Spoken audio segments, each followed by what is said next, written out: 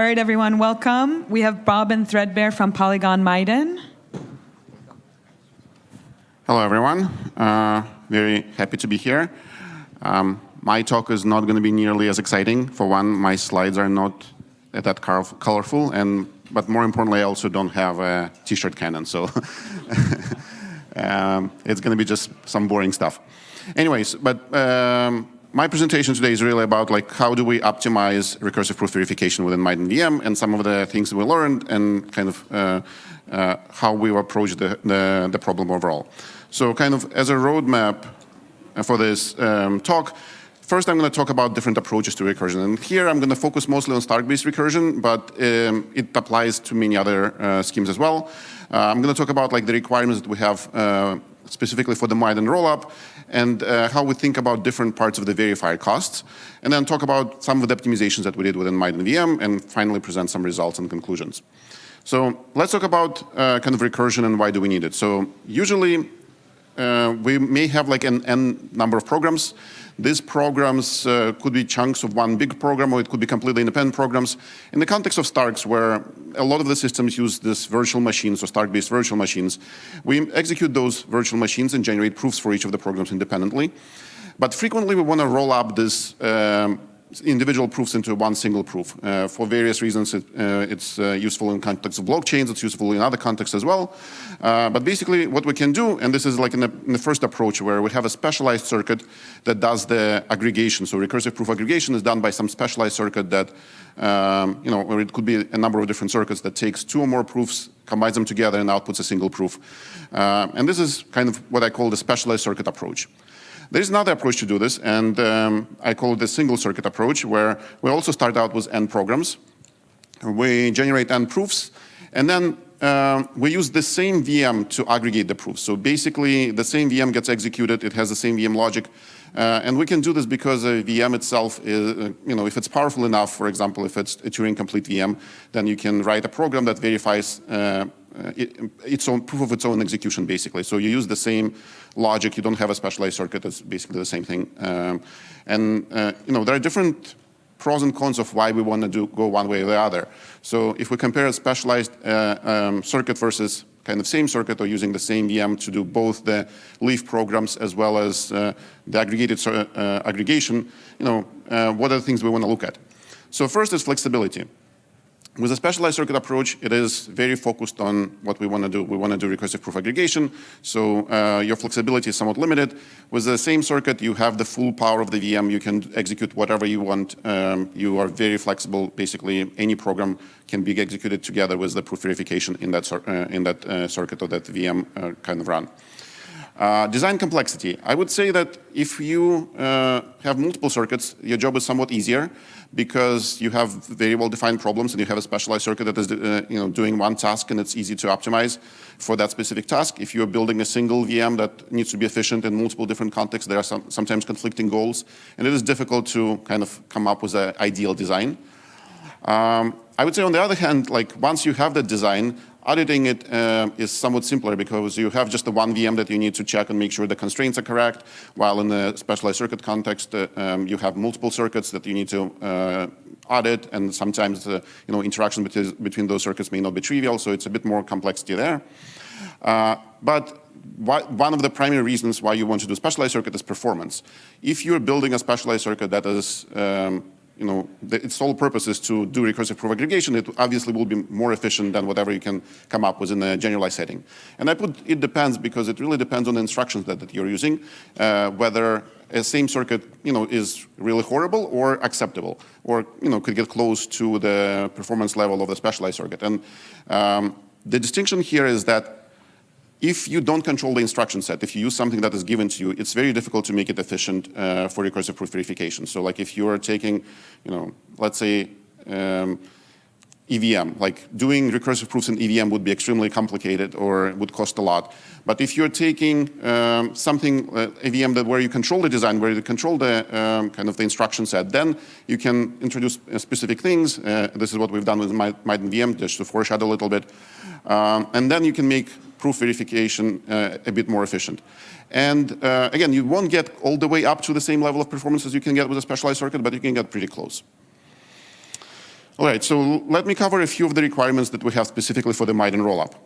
So in Miden rollup, we go with a single VM approach where the same VM is used to execute programs and also to aggregate the proofs.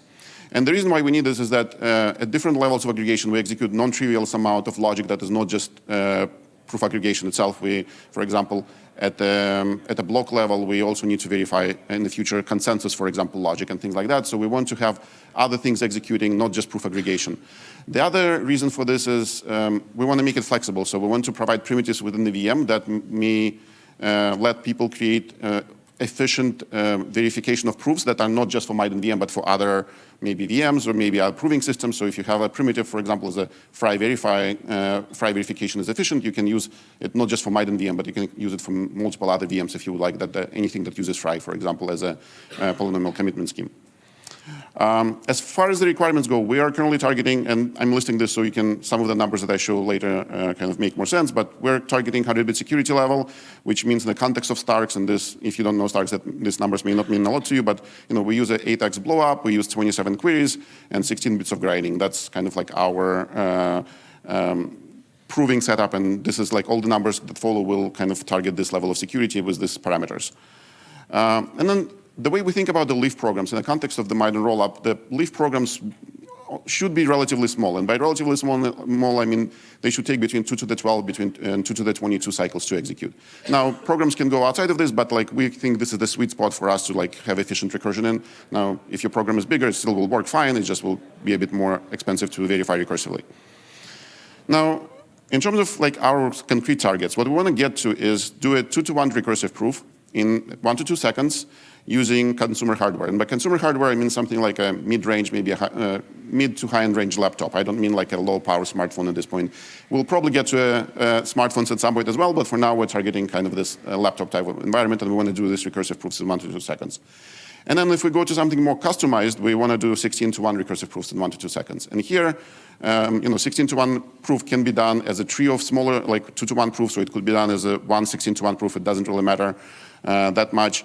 And by customized hardware, I don't mean something that will require an ASIC or an FPGA. I just mean like you may need to choose a powerful processor, pair it up with like a GPU or two, but you can build it with off-the-shelf components. It's just customized in the way that you've put it together. It may not be available, kind of like something to buy off the shelf immediately or something like that. To put this kind of goals in context, let me tell you a little bit more of what Miden VM is capable of doing right now. So Miden VM, if we want to execute a program that takes 2 to the 17 cycles, right now, let's say on the MacBook M1, and if we use a fast hash function, which is like Blake 3, we can do a proof in about 1 second. If we use like something more powerful than M2 Max, we can do a proof in slightly faster. And then if we go to something like which is not consumer grade, but which is like a cloud Graviton instance with 64 cores, we can do it in half a second. Now, if we want to do recursion, we can't use Blake 3 as a hash function. We need to use something that is arithmetization friendly. So in our instance, we use rescue prime optimized. And you can see that there is a performance degradation because this is obviously a slower hash function. So we need it takes longer time to generate proofs. So on an M1, it takes about 6 seconds. On the M2 Max, it takes about 3 seconds. And the main difference is that it's GPU accelerated, and M2 Max has twice the number of GPU cores, so you can run it faster. And then, surprisingly, actually, that M2 Max was like just 12 CPU cores, and GPU runs this proofs almost as fast as a 64-core Graviton. So it's a very interesting tidbit of information. Now, we're not done with optimizing. I believe there is, like, we're working on a number of different optimizations where we plan to get this to, on an M1 Pro recursive proof done in about 2 seconds, on a Max in 1 second, and on Graviton it will be in 1 second as well. And the way we're going to get there is like reducing number of trace columns. We have some ideas of how to do that. Replacing a hash function with a slightly more efficient one. X hash is something that's based on a rescue prime that we're considering, and using vectorized instruction in some settings. So like there is enough room left in optimizing this where we can get to these numbers, I believe. So basically right now, what this boils down to is to achieve our kind of target of getting to 2-to-1 recursion in 2 to the 17 cycles, we need to be able to do a single recursive verification in 2 to the 16 cycles. And the question is, can this be done in Miden VM? So can we get there? And this brings us to talking about the different parts of the verifier cost. But actually, before I talk about verifier costs themselves, I need to explain a little bit about the architecture of Miden VM. So this is like an eye chart where this is like the layout of the Miden VM trace, and this is a Stark-based system, so you generate a trace. I'm not going to go over this, all of this, but there are a couple of important parts. First, there is the main processor. The main processor, you can think of, it executes, it adds a single row to the trace for every instruction that you execute. And these are simple instructions like addition, multiplication, division, whatnot. So you get one row per that instruction. But sometimes we want to accelerate some common computations, and for that we have like this segment of the trace which we call chiplets. And these chiplets do something, very specialized computations. They may take multiple rows per instruction, and the important thing to note is that they run concurrently with the main processor. So you can have something happening in the chiplets and something happening in the main processor, and then they can be doing two things at the same time. In the context of recursive proof verification for Starks, one of the important, or the main chiplet that we use is the hashing chiplet, which computes hashes. And this chiplet requires 8 rows per permutation of the hash function. Now, with that in mind, we can break down the cost of the verifier in 2 big buckets. The first one is hashing. This is in a Stark proof one of the main costs, so like hashing, verifying Merkle paths primarily, but there is other things that we use hashing for. And the second bucket is everything else. And the reason I broke them out in this way is because hashing is done on this hasher chiplet, and everything else is done on the main processor. So if we can get both of them kind of using less than 2 to the 16 rows, we're successful. With hashing, let's examine hashing first. So how many hashes do we need to verify a specific proof?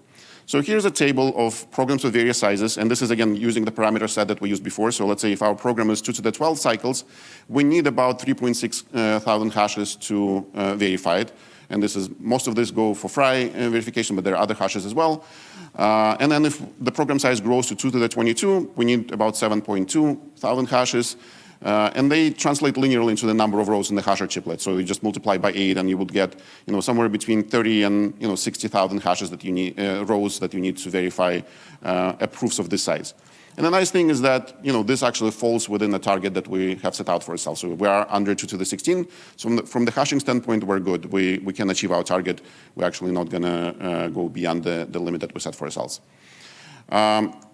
Let's talk about the other costs, like everything else that we need to do. And this is happening, a lot of this is happening on the main processor. There's obviously offloading to the hasher as well, but this is like things that need to happen, not necessarily in the order in that which they happen. And also, I'm skipping some of the things here, but you need to verify constraint or trace and constraint commitments. We need to load the out of the mainframe. We need to evaluate error constraints over the out of the mainframe. We need to generate some randomness or pseudo-randomness for composition of different polynomials. We need to compute this polynomial, so a deep composition polynomial, and there are a few others. And then we need to run Fry verification. So at the high level, these are the steps. Again, not necessarily in the order it happens, and also I'm skipping a few simple things here, but these are the main costs that we're incurring. And actually, I'm going to skip over to how we do optimizations. If we think about which are the main bottlenecks here, these are these 3: evaluating error constraints, computing the deep or verifying the deep composition polynomial was computed correctly, and also Fry verification. So let's go through some of this, and I'll explain how we've optimized some of this in the context of Miden VM.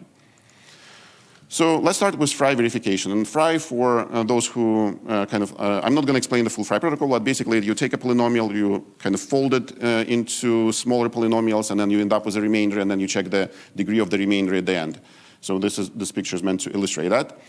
And the verifier needs to do a few things. The verifier needs to, for each kind of layer, it needs to verify that the folding was done correctly.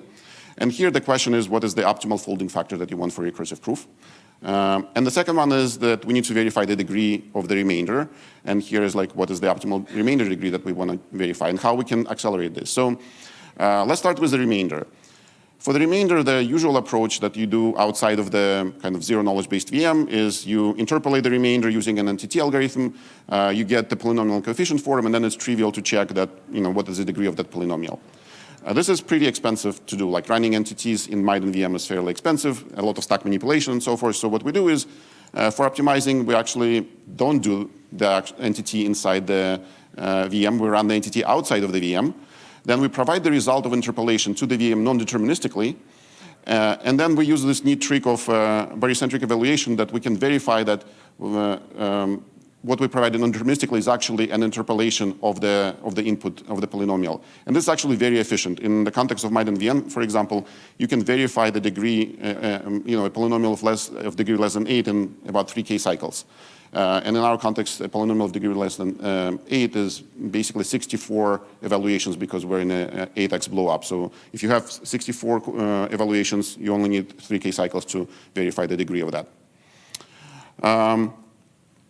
The next thing to optimize is the folding procedure, or verification of the folding procedure. So the challenge there is that there are lots of arithmetic operations in the extension field, and there is a kind of tension between if you choose a higher folding factor, your expressions become more complicated, so you don't need to do more math, and but you also can do fewer folding layers, so you need to figure out what's the optimal there. And overall, we've tried to do this. It's very expensive. In our kind of first implementation, it took 10,000 cycles for a single folding, which is, you need to do some number of these foldings depending on the size of the program, sometimes 5, sometimes 7. And this results basically in just the folding part would put us over the budget of what we want to achieve. So the way we optimize this, first, we introduce new instruction because we control the instruction set fully. So there is an instruction to do a multiplication in the extension field. Second, we introduce another instruction, which is actually much more powerful even than the first instruction. It does the entire fry folding by a factor of 4 in a single cycle. So previously, this would have taken like 100 cycles, and now we can do it in a single cycle. It's like an instruction that takes like 16 inputs and produces 16 outputs, and we can do it because like the stack is 16 elements wide, or the part that you can access is 16 elements wide. So this has helped us a lot. And in the end, we get to something that we also can do a single folding in about 3K cycles, which is, again, very efficient. So like if you have to do, 7 layers of folding, you only need 7 times 3, 21,000 cycles, and we're kind of good within our budget. Let's talk about the next thing, the dip, verifying the dip composition. So I'm just going to show this expression. This was the original expression that we kind of in the original protocol that we used for computing the dip composition. I'm not going to go over the parts of this expression because this is just to illustrate how complex it was. But the idea is what the challenge is, again, we have lots of computation that we need to do.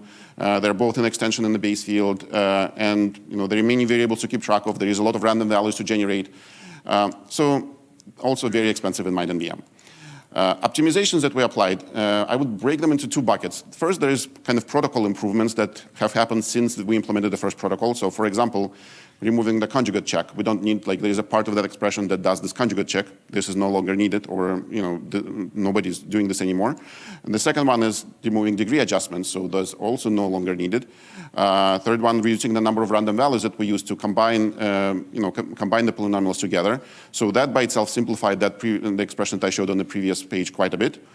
And then we also introduced 2 new instructions that help us computing this random linear combination of these polynomials, and those 2 instructions also each cut out like between 30 and 40 cycles. So whatever was happening in 20 or 40 cycles can now be done in a single cycle. And this helped us a lot. But before I show the results of all of this, let me talk about the evaluation of constraints. This is the last thing that we try to optimize, and actually this is still in progress. So the challenges there is that, for one, we need to write this evaluation logic for constraints in Miden assembly. This is both challenging and also difficult to maintain, and one of the reasons why it's difficult to maintain is because we're still evolving the constraints. We're still modifying things and optimizing here and there, reducing the number of trace columns, and modifying the constraints in Miden assembly, writing them in the first place is difficult, but keeping up with all the changes is even more difficult. So this is just not a viable solution. So our approach to this is to write constraints in AirScript, and then use a backend of AirScript, Miden assembly-based backend for AirScript to kind of output the optimized Miden assembly code for evaluating constraints. And this is still in progress. We're still working on this. But just to give an overall overview of the AirScript is that it's a language that can be compiled to IR, and then the IR can output different backends. So you can, in the middle there is Miden assembly backend, which could be used to output my evaluation logic for constraints for whatever is described in AirScript. And the idea here is this is, the source code is readable, auditable, also much more maintainable. We can apply some optimizations at the IR level, and then some very backend-specific optimizations that, for example, Miden, know how Miden VM works to output the optimal evaluation code for a given algebraic expression. So to share a few results. So first, this is kind of like if we wanted to execute a program of 2 to the, or verify execution of a program of 2 to the 16 cycles, this is how many cycles it would take on the main processor and in the hasher to do. So you can see that Fry verification at the bottom there is by far the most expensive one. It requires 2.6K hashes, and it requires almost 20,000 cycles in the main processor. The next one is this deep polynomial composition. Doesn't require any hashes, but requires 8,000 cycles on the main processor. And then you can see the other things. The constraint evaluation is still TBD. And there is some things that we can still optimize. For example, generating random coefficients and kind of query indexes, I think, can be improved quite a bit from what we have there. But overall, we can see there is like around 5,000 hashes. And if you multiply it by 8, we're within 40,000 rows roughly for this type of program. And about 37,000 cycles on the main tray. So both of these are within range. And basically, we started with the original question, can we do a single proof verification in 2 to the 16 cycles of Miden VM? And the answer is that, yeah, we can do this if the number of cycles that we need for evaluating constraints, and there is a typo here, should say evaluating, not evaluation, not evaluation. But if we can do evaluation of constraints in less than 30K cycles, then we are within our target. And from what I kind of know about the Miden constraint and like thinking through, again, this is not fully implemented yet, but looking at our constraint system, understanding how we can implement it in Miden assembly, I think this is totally doable. So we should be able to get into our target of doing recursive proof verification within 2 to the 16 cycles. And yeah, that's actually my talk. Happy to take any questions.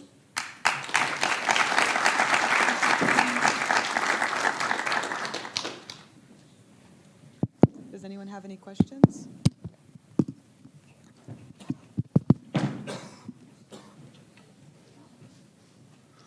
Thank you, Bobbin.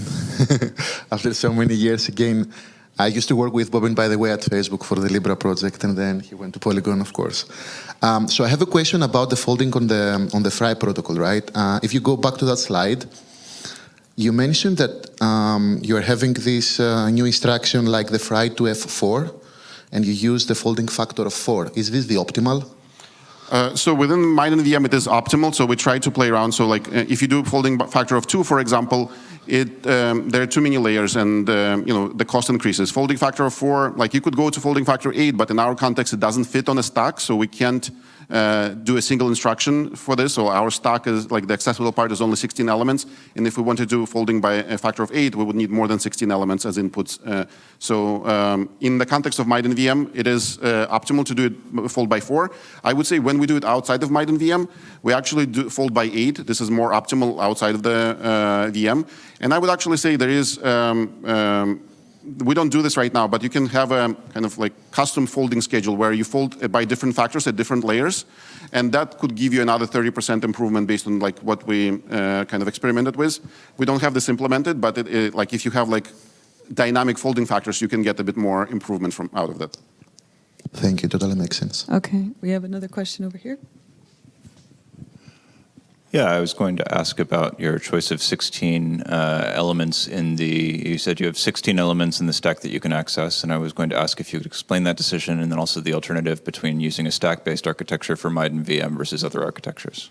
Yeah, so the choice of 16, like it's a good question because it's hard to tell what is optimal. And it goes back to, let me go, so like, this main processor, basically, this is where the 16 accessible registers live, so to say.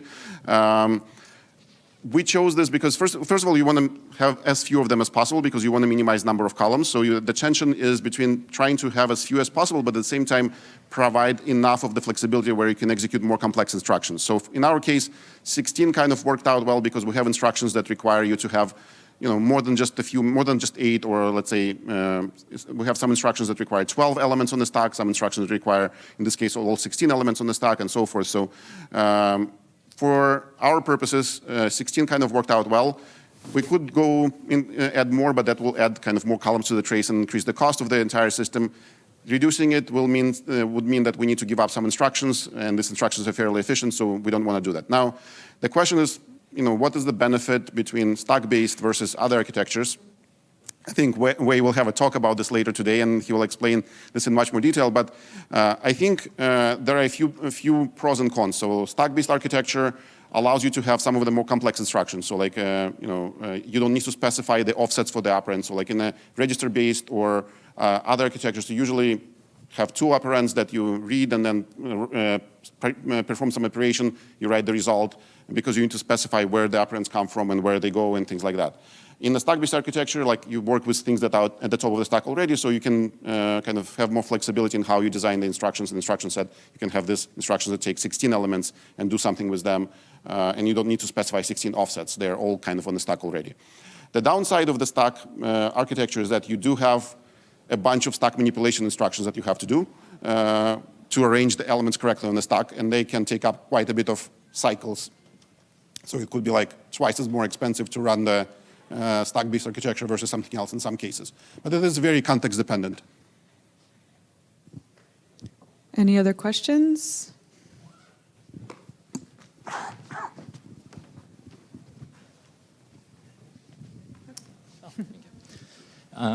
What's the field size for your Stark? So we use what is called the Goldilocks field, so 64 bits, the 2 to the 64 minus 2 to the 32 plus 1. And for the challenge, you use elements from that field? So for the challenge, because we're in the 100-bit security level target, we can use the degree 2 extension of the field, so we're basically in a 128-bit field for the challenges. Thank you. We still have a couple more minutes if anyone has any other questions. Okay. All Thank right. you so much, Bobbin. Thank you, everyone.